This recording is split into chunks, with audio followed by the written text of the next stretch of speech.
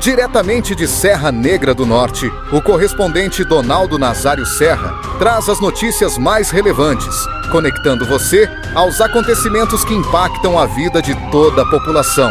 Ainda com relação à solenidade de diplomação do título honorífico Mulher Destaque 2026, promovido pelo Poder Legislativo serranegrense, o vereador Heraldo Alves de Araújo, ele detalha a importância do evento destinado às personalidades femininas aqui deste município. Heraldo apresentou indicação à pessoa de Tereza Cristina Nunes durante a solenidade realizada no plenário do Legislativo serranegrense neste domingo, dia 8 de março. 16ª edição Mulher Destaque 2016. Mais um ano você homenageia uma personalidade feminina. Qual a avaliação que você faz desse evento?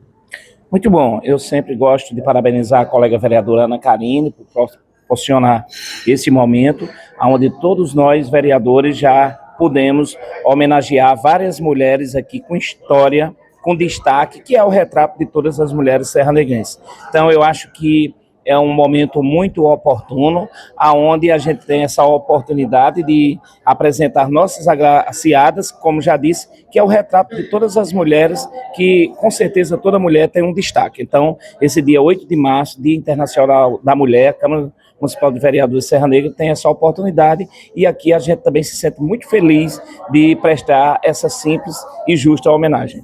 Mais uma pessoa da sua família que você está sendo homenageando aqui na Câmara de Vereadores. Sim, eu sou muito grato a Deus por ter essa oportunidade de estar aqui já com 6 mandatos. Aqui nesse projeto eu já apresentei professoras, que ficou na minha memória, minhas professoras, já apresentei agente de saúde, apresentei sim minha família, minha esposa, hoje uma filha, e no próximo ano já a outra minha filha, Letícia, porque acho que todas elas tenho certeza que se destacam também na sociedade Serra Negra. Queria agradecer, se você tiver mais alguma coisa acrescentada, fique à vontade. Eu quem agradeço por a oportunidade, e aqui nós seguimos com oportunidades e sempre trazendo aqui mulheres que fazem história e faz parte da história de Serra Negra. Então, feliz Dia da Mulher para todas as mulheres serranegrenses. A população de Serra Negra do Norte cobra da Secretaria de Abastecimento e Recursos Hídricos o restabelecimento total das águas nas torneiras das casas aqui desta cidade. Mesmo com o registro das chuvas, a barragem de Dinamarca continua transbordando 100% em sua totalidade máxima. O fornecimento de água durante o período de estiagem foi suspenso temporariamente pela Secretaria de Abastecimento e Recursos Hídricos, fornecido pela barragem de Dinamarca, responsável total pelo atendimento à população. Pois após as fortes chuvas registradas no sertão da Paraíba, como também aqui no município, o fornecimento de água começou gradativamente a ser restabelecido em alguns setores aqui da cidade. Porém, grande parte dos bairros da cidade, o problema da falta de água continua o mesmo, proporcionando assim reclamação da grande parte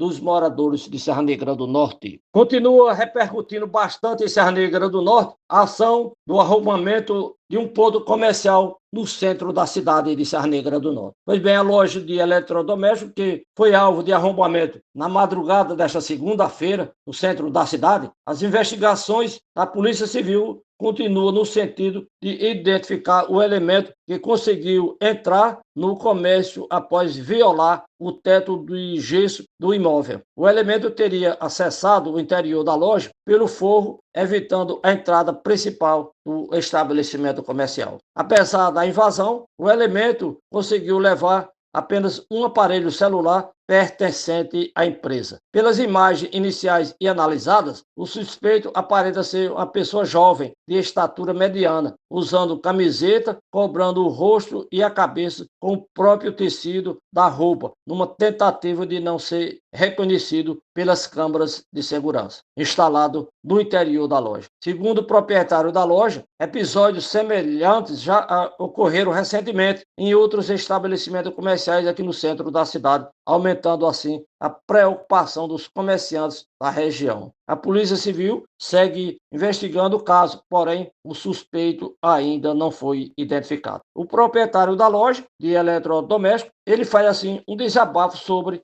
a falta de segurança na cidade de Serra Negra do Norte. Aqui em Serra Negra, a A mesma cena se repete. Assaltaram a loja da IES, lá em cima, a loja de imóveis. Hoje foi minha loja. Né? A justiça não toma conta, né? Assaltaram lá e as mesmas pessoas que não foram presas da primeira vez vêm e praticam o mesmo assalto. Aqui minha loja hoje amanheci, tudo quebrado aqui, tudo arrombado, né? Uma situação difícil se encontra na nossa cidade que sempre foi conhecida por uma cidade pacata, hoje estamos nessa situação aqui. Tomara que as autoridades, né, hoje tomem conta. De Serra Negra do Norte, Donaldo Nazário Serra. Agora, fique com o editorial da notícia, uma análise precisa e reveladora dos fatos com a imparcialidade, clareza e único compromisso com a verdade. Olá, e boas-vindas a mais uma edição da nossa investigação profunda. É um prazer estar aqui de novo. O prazer é todo meu. Hoje, o nosso destino exige uma viagem no tempo e no espaço. Vamos pousar na cidade de Serra Negra do Norte. Fica no interior do estado do Rio Grande do Norte, certo? Exatamente, bem no interior. E a data exata dessa nossa observação de hoje é 10 de março de 2026. Um período bem específico. Muito. E o que temos na nossa mesa de estudos para este mergulho de hoje é um material, olha, riquíssimo e cheio de nuances. A base da nossa análise vem de duas fontes principais. A primeira é um boletim informativo bastante detalhado, que chamaremos aqui de Nova Nota. E a segunda fonte? A segunda é uma reportagem em áudio bruta. O arquivo chama meuaudio.mp3. É um material que traz entrevistas locais e, assim, capta a voz direta da comunidade de um jeito muito real. Isso é fundamental para entender o clima da cidade. Com certeza. E a grande missão desta análise hoje é observar como 3 eventos completamente distintos, coisas ocorrendo simultaneamente nesta cidade, conseguem pintar um quadro perfeito. Um quadro complexo, eu diria. Sim, complexo e cheio de contrastes sobre a realidade da vida no interior. Temos uma crise de infraestrutura que desafia a lógica. Que é a questão da água. Isso. Temos também um problema de segurança pública que mexe com o psicológico coletivo da cidade. E o terceiro ponto? No meio de todo esse caos, uma celebração comunitária genuína.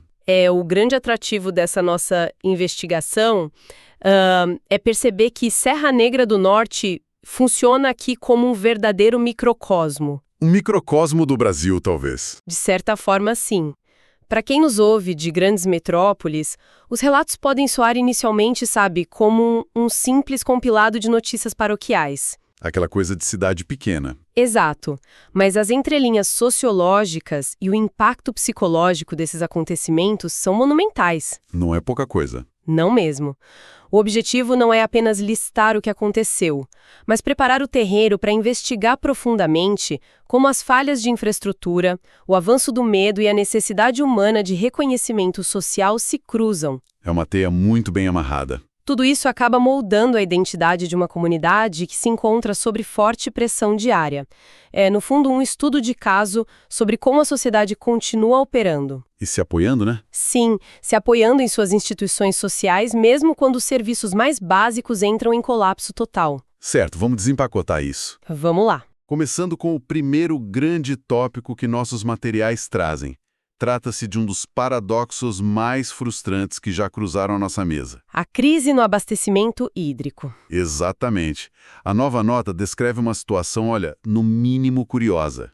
A barragem Dinamarca, que é a principal fonte de água do município, está transbordando. Transbordando de forma literal. Literalmente. Ela atingiu 100% da sua capacidade máxima. E isso é um cenário que se tornou possível graças ao volume intenso de chuvas que banhou não só a cidade, mas toda a região do sertão da Paraíba. O que deveria ser maravilhoso. Pois é. É o tipo de imagem que, historicamente, deveria ser motivo de festa, fogos de artifício e alívio imediato. Especialmente considerando o histórico terrível de secas daquela região. Mas aí vem o balde de água fria, ou a falta dele, no caso. A nota aponta que a maioria dos bairros continua com as torneiras completamente secas. É um absurdo. Eu confesso que isso me deixou intrigado. Como uma cidade cercada por água não tem água encanada?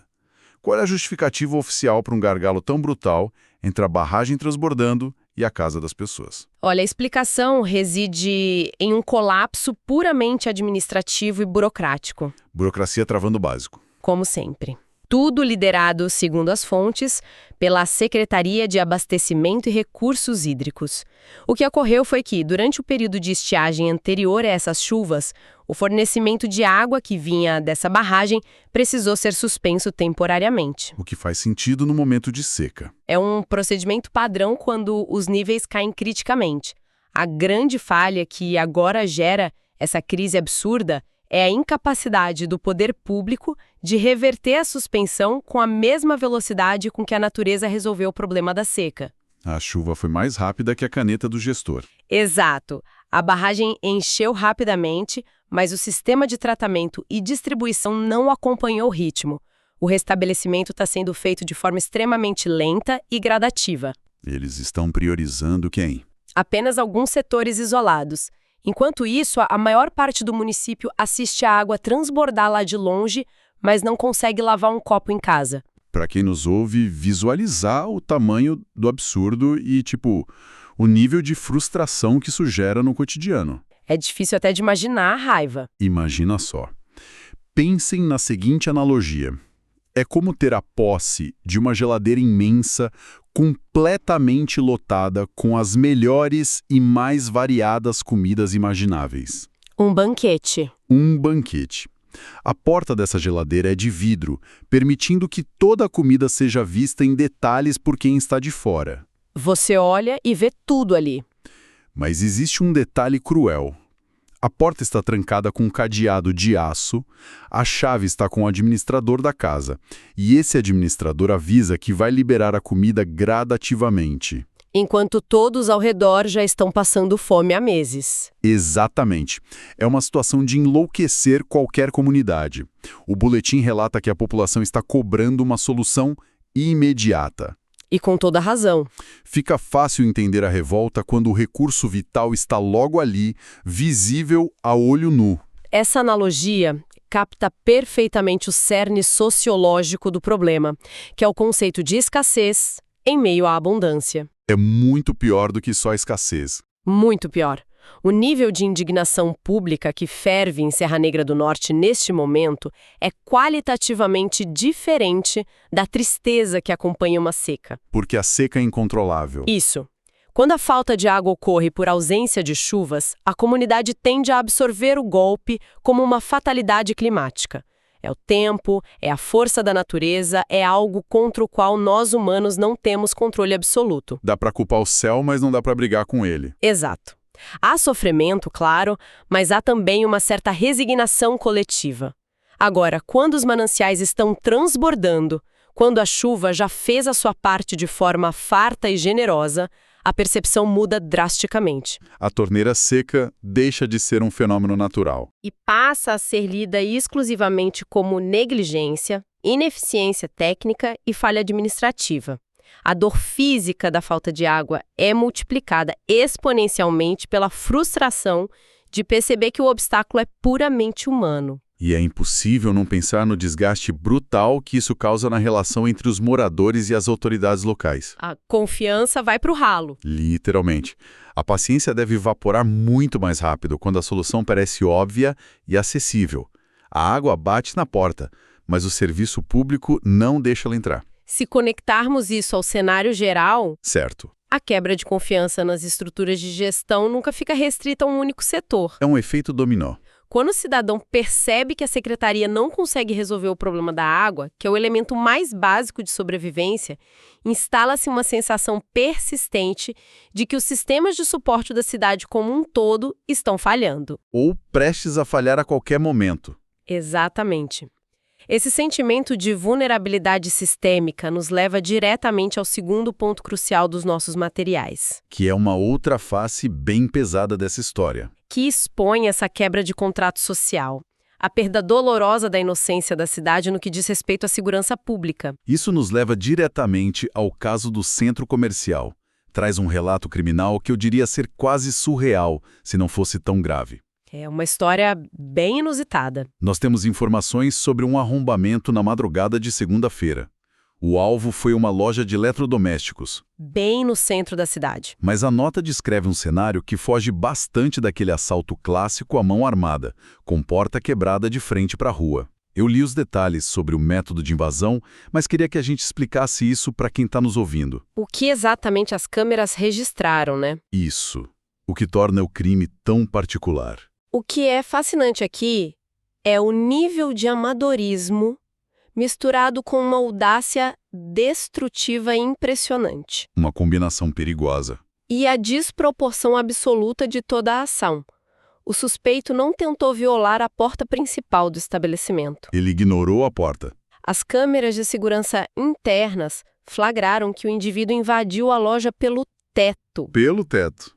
Como em um filme de ação, só que bem menos glamuroso. Ele literalmente destruiu e abriu um buraco no forro de gesso para acessar o interior da loja de eletrodomésticos. E o detalhe visual do disfarce é emblemático do desespero e da precariedade do ato. O disfarce é inacreditável. As imagens mostram um jovem, de estatura mediana, que, para não ser identificado pelas câmeras, decidiu usar a própria camiseta do corpo, tirou a camisa e amarrou em volta do rosto e da cabeça. É quase roteiro de comédia de erros. Pulando do teto, sem camisa, tropeçando no forro. Mas o que ele levou... É aí que entra a desproporção. Depois de destruir a estrutura do telhado e quebrar o gesso, o que justificou todo esse esforço arquitetônico criminoso? Esse é o ponto que torna a situação ainda mais absurda. O grande roubo, após toda essa operação ninja atrapalhada, foi um único aparelho celular pertencente à própria empresa. Um celular da empresa. Só isso. O dano físico e financeiro causado pela quebra do telhado e do forro de gesso é infinitamente superior ao valor do bem subtraído. Com certeza o prejuízo do gesso foi maior que o do celular. Muito maior. Mas o que devemos observar com atenção não é apenas o valor do celular, e sim o que esse tipo de crime revela. O que a polícia disse? De espírito é o que mais pesa em toda essa história. O arquivo de áudio traz um desabafo do proprietário dessa loja de eletrodomésticos. Dá pra sentir a angústia na voz dele. A sensação que a voz transmite não é apenas de raiva pelo gesso quebrado ou pelo celular roubado. É uma exaustão profunda. Ele diz uma frase que ecoa como um sino de alarme. Qual frase? A justiça não toma conta, né? Essa frase é muito forte. Muito. Ele narra também que esse não é um evento isolado. Ele menciona que a loja daí, lá em cima, que é uma loja de móveis da cidade, também foi alvo de assalto recentemente. E ele faz uma ligação entre os dois casos. Faz. O comerciante parece convicto de que são os mesmos criminosos. Pessoas que, nas palavras dele, não foram presas da primeira vez e vêm e praticam o mesmo assalto. É o ciclo da impunidade. O tom da entrevista é de alguém que vai consertar o teto hoje, sabendo que amanhã pode acordar com um novo buraco na loja. A análise desse áudio é dolorosa, porque expõe uma fratura profunda no senso de segurança comunitário. O que o empresário chora nas entrelinhas é o fim da cidade pacata. A famosa cidade pacata do interior. Essa palavra, pacata, não é apenas um adjetivo bonitinho para cidades menores. É um pilar cultural. É um modo de vida. Significa a liberdade de dormir com janelas abertas, a tranquilidade de deixar a bicicleta na calçada, a confiança de que o vizinho não representa uma ameaça. E que o centro da cidade é seguro à noite. Exatamente. Um lugar de convívio seguro. Quando o comerciante fala que a justiça não toma conta, ele está diagnosticando o colapso dessa invisível rede de segurança mútua. A impunidade corrói isso. A impunidade, especialmente de crimes que parecem amadores, mas se repetem livremente, cria um ambiente onde o medo crônico substitui a paz. Transformando o simples ato de abrir as portas do comércio pela manhã em um exercício de pura ansiedade. É viver sempre em alerta. Então, de um lado temos o colapso da infraestrutura de água, gerando uma revolta gigantesca contra a administração. O básico faltando. Do outro, o esfacelamento da segurança pública e da sensação de impunidade, destruindo a aura da cidade pacata. Diante desse cenário que parece o prenúncio de um abandono total, Parece que tudo tá desmoronando, né? parece. Mas aqui é onde a coisa fica realmente interessante. Porque ao invés de a comunidade simplesmente colapsar e se fechar em casa com medo, as fontes nos revelam uma terceira dimensão de Serra Negra do Norte. A resiliência deles. As instituições sociais não recuaram. Pelo contrário, elas promoveram um evento que chama muito atenção nos nossos materiais. Eles deram um jeito de celebrar. Deram um grande destaque à 16ª edição de um título honorífico chamado Mulher Destaque, Organizado pelo Poder Legislativo local. promovido pela Câmara Municipal da cidade. A capacidade de uma sociedade de manter seus rituais de reconhecimento, mesmo em face de graves falhas estruturais, é um dos fenômenos mais reveladores sobre a força do tecido comunitário. É de tirar o chapéu. A nova nota detalha que esse evento aconteceu no dia 8 de março, obviamente aproveitando a data do Dia Internacional da Mulher. Uma data bem apropriada. Temos algumas figuras políticas centrais citadas nas fontes. A propositora geral do evento foi a vereadora Ana Carini. Mas tem outro político que ganha os holofotes no áudio. Exato. A reportagem em áudio dedica boa parte do seu tempo a um discurso específico, o do vereador Heraldo Alves de Araújo. O vereador Heraldo. E a forma como o vereador Heraldo conduz as suas homenagens traz uma camada muito particular de como a política funciona no interior do Brasil. Isso levanta uma questão importante sobre como a esfera pública e a vida privada são quase indissociáveis em municípios de menor porte. Totalmente misturadas. As fontes indicam que o vereador Heraldo está em seu 6º mandato.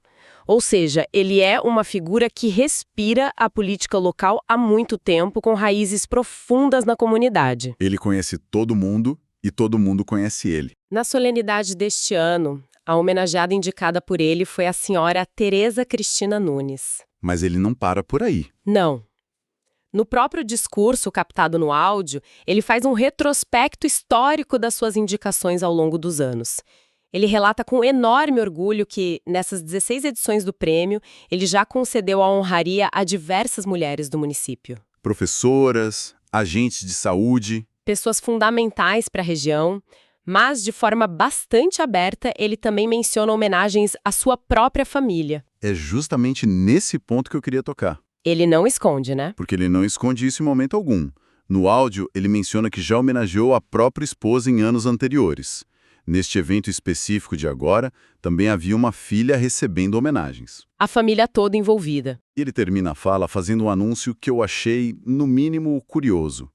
Ele já deixou engatilhado no microfone da Câmara que no ano que vem, a homenageada com o título será a sua outra filha, a Letícia. Pois é, o cronograma já está fechado para o ano que vem. Já tem spoiler da próxima edição. Para quem mora em capitais e acompanha a política dos grandes centros, isso soa muito estranho, não soa? Soa como nepotismo imediato. Se um parlamentar numa grande metrópole usasse uma sessão solene para premiar a esposa e já anunciar o cronograma de premiação das filhas para os próximos anos, a recepção seria péssima, um escândalo. Seria a capa de jornal no dia seguinte. Como a gente explica essa dinâmica em uma cidade pequena, sem cair no julgamento fácil e sem rotular imediatamente apenas como uma irregularidade moral? É fundamental adotar uma lente analítica livre do cinismo comum às grandes capitais para compreender essa dinâmica de verdade. Tem que olhar com os olhos de lá. Nas grandes metrópoles, a impessoalidade é a regra de ouro da administração pública. O representante não deve, teoricamente, ter vínculos íntimos com o representado na hora de conceder honrarias institucionais. A teoria manda separar as coisas. Mas em uma cidade como Serra Negra do Norte, a premissa é diametralmente oposta. A pessoalidade é a regra. A relação pessoal contou muito. O vereador não vive isolado em um gabinete. Ele frequenta a mesma padaria, a mesma praça e compartilha os mesmos problemas de infraestrutura de todos. O problema da água afeta ele também. Ele está ali no meio do povo. A família do político também faz parte integrante do tecido produtivo e social daquela comunidade limitada geograficamente. No áudio, o vereador Heraldo usa uma frase que é a chave de ouro para entendermos a mentalidade por trás da homenagem. Aquela frase marcante. Ele diz que toda mulher tem um destaque.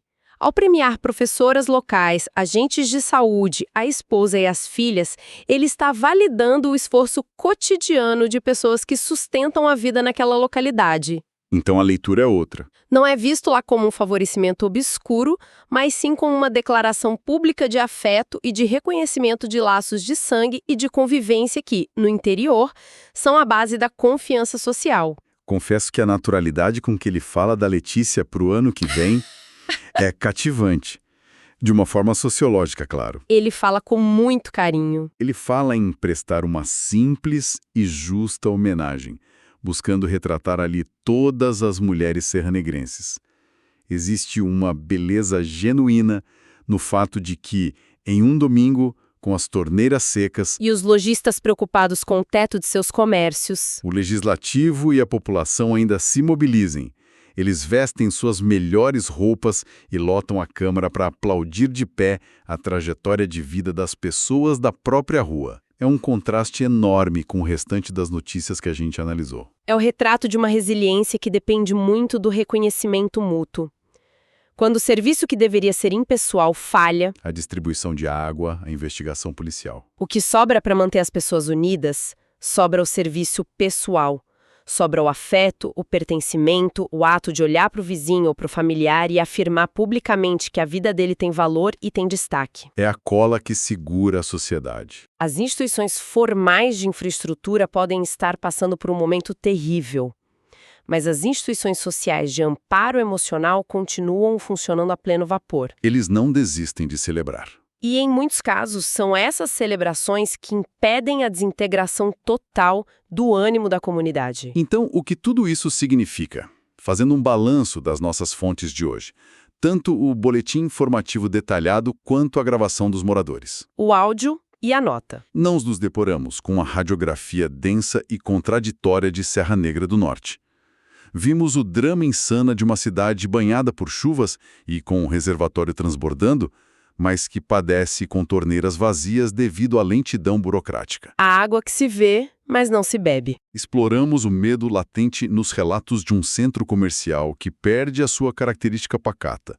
Um lugar invadido por telhados quebrados e criminosos que usam camisetas no rosto para subtrair aparelhos celulares. Perpetuando um ciclo terrível de impunidade. E no contrafluxo de todas essas perdas, presenciamos uma comunidade política e social que se recusa a parar de celebrar, organizando eventos legislativos para dar nome, rosto e aplausos às mulheres de destaque local. Sejam elas professoras, agentes de saúde ou parte da família dos representantes. A convivência desses três mundos no mesmo final de semana é um choque de realidades formidável. E a razão pela qual qualquer pessoa de qualquer parte do país ou do mundo deveria dedicar sua atenção a essas dinâmicas locais é porque, no fundo, elas espelham tensões absolutamente universais da convivência humana. Todos nós passamos por versões disso. Quem nos ouve agora fatalmente já provou o sabor amargo da impotência, diante de um sistema burocrático que não funciona, mesmo quando a solução está ao alcance das mãos. Tal como a água que transborda, mas não flui pelo cano. É uma angústia compartilhada perceber que as engrenagens que deveriam facilitar a vida muitas vezes a travam. Da mesma forma, o sentimento de vulnerabilidade ao ver o seu espaço seguro ser violado, acompanhado da triste percepção de que a justiça não se movimenta com a rapidez necessária, é um medo que cruza fronteiras geográficas.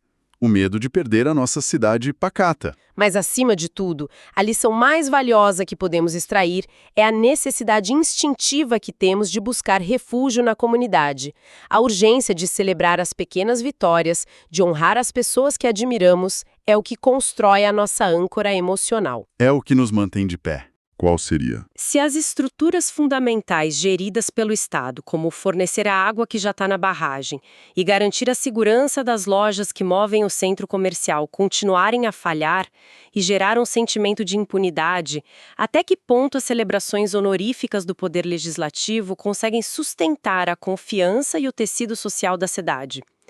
Estará a comunidade celebrando seus laços justamente como um mecanismo de defesa contra o abandono estrutural?